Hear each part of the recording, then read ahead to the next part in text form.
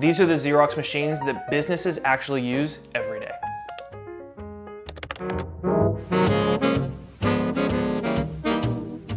At Strategic Technology Partners of Texas, we've worked with Xerox products for 40 years. So we wanted to simplify the Xerox lineup and teach you how each of these machines is actually categorized.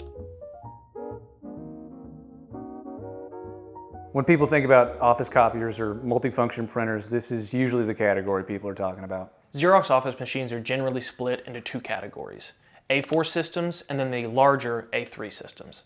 A4 machines are typically used in small to medium office sizes and can handle standard document sizes such as letter and legal.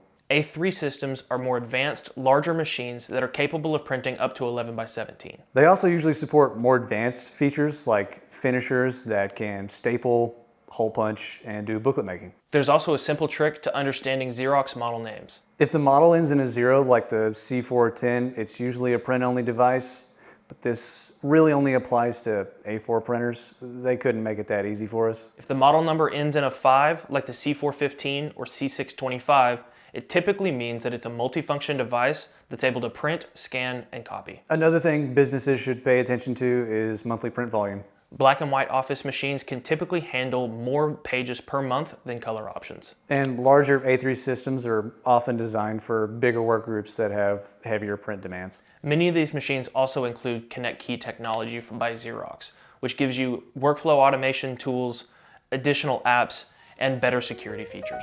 In the next video, we'll break down Xerox production printers and explain when businesses actually need one.